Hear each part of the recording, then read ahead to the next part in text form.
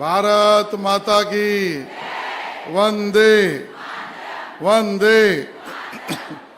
मंचावर उपस्थित आपल्या सगळ्यांचेच लाडके मुख्यमंत्री सन्माननीय देवेंद्र फडणवीसजी, माननीय प्रदेश अध्यक्ष रवींद्र चव्हाणजी, या ठिकाणी उपस्थित असलेल्या सन्माननीय राज्यमंत्री मेघनाताई बोर्डीकरजी, माजी मंत्री विद्या ठाकूरजी,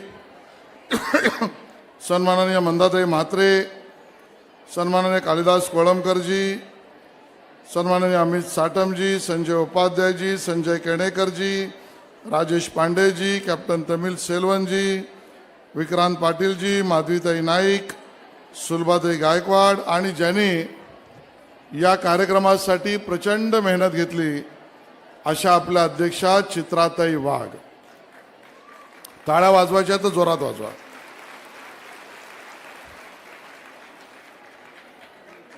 मला याची पूर्ण कल्पना आहे की आपल्या सगळ्यांना माननीय देवेंद्रजींना ऐकायचं आहे।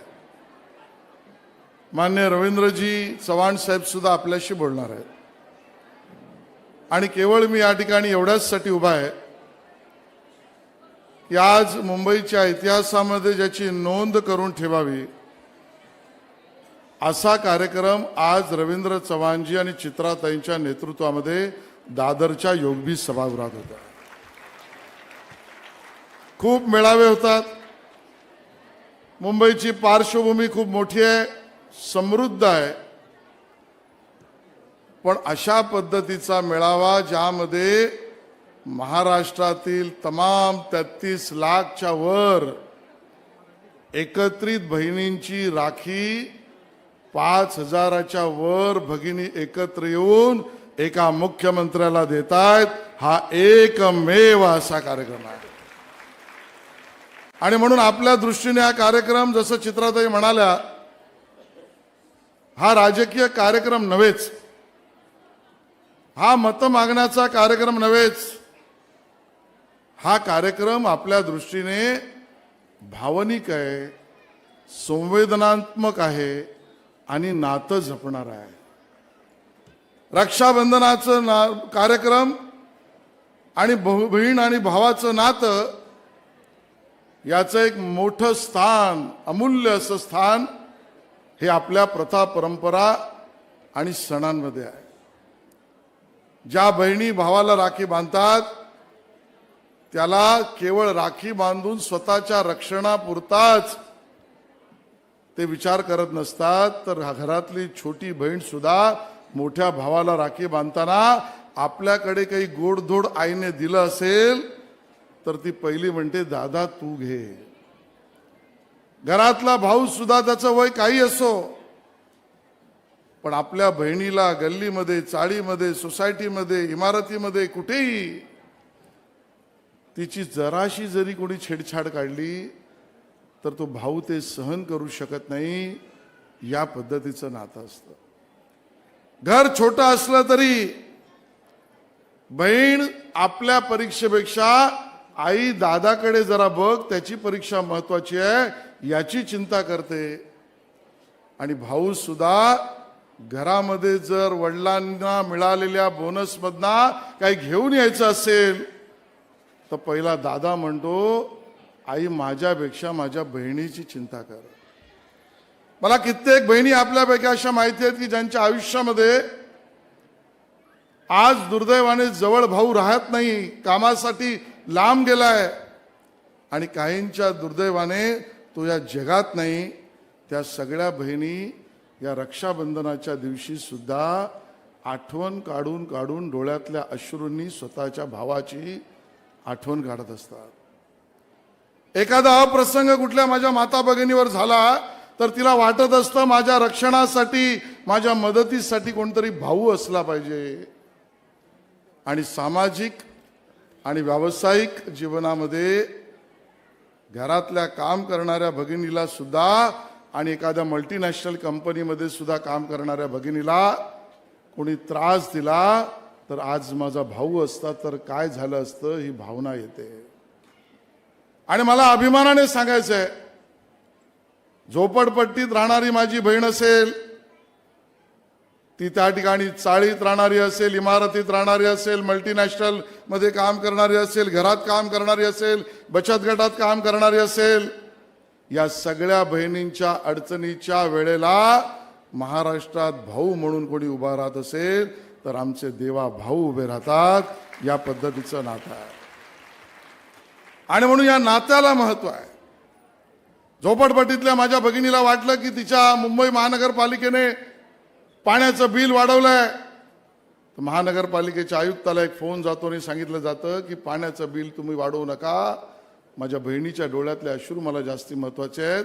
पाण्याचं बिल रोखलं जातं कारण भाऊ देवा भाऊ माझा आहे. त्या ठिकाणी जी त्या ठिकाणी कामाला ट्रेनने जाणारी माझी भगिनी असेल, तो काळ काँग्रेसच्या काळात होता की ज्या वेळेला रेल्वेचा डब्बा आणि प्लॅटफॉर्मची उंची यामधलं अंतर एवढं होतं, धक्का लागून माझी एखादी बहीण फरफटत तिला इजा व्हायची, दुखापत व्हायची, मृत्यू सुद्धा यायचा. आता प्लॅटफॉर्मचा डबा आणि प्लॅटफॉर्मची हाईट आणि डब्याची उंची यातलं अंतर कमी करून माझ्या एकाही भगिनीचं ऍक्सिडेंट होता कामा नये. हे काम करणारा भाऊ आमचा देवा भाऊ आहे. एसटीचा उल्लेख चित्रताई केला, 50% दर कमी करणारा माझा देवा भाऊ आहे. आणि नातं जपणाऱ्या माझ्या बहिणीला भावाने किंवा बहिणीने भावाला स्वतःची प्रॉपर्टी दिली तर आता स्टॅम्प ड्युटीची गरज नाही, 0 पैशात प्रॉपर्टी शिफ्ट करून देणारा माझा देवा भाऊ आहे.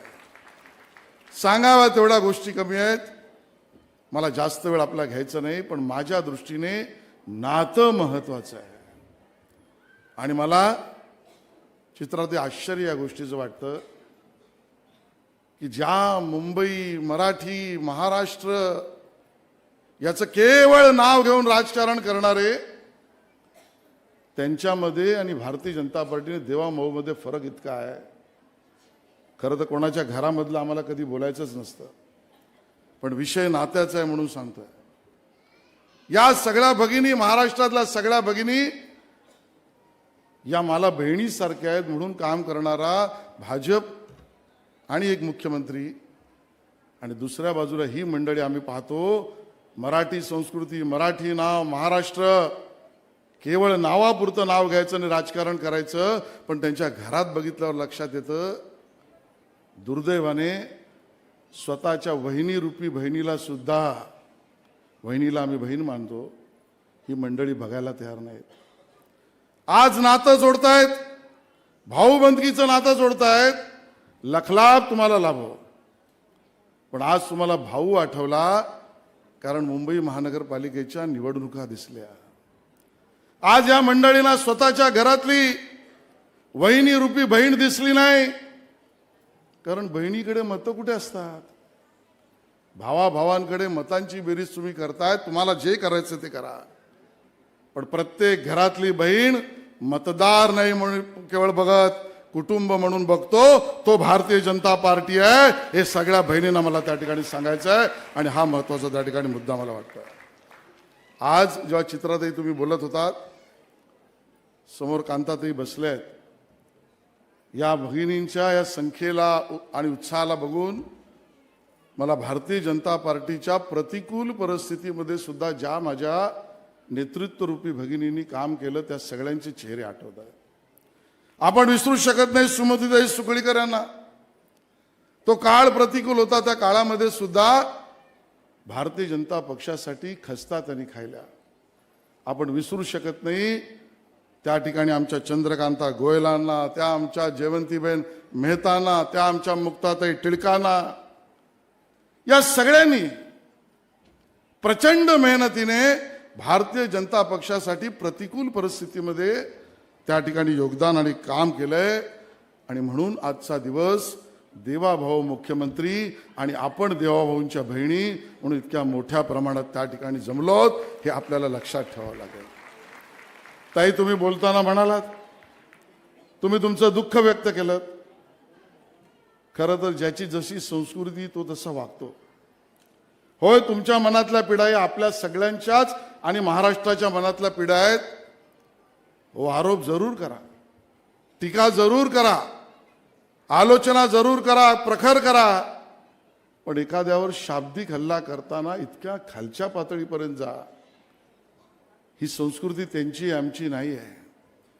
पण कधीतरी जशास तसे बोलावंच लागतं, कधीतरी राजकारणात योग्य उत्तर द्यावंच लागतं.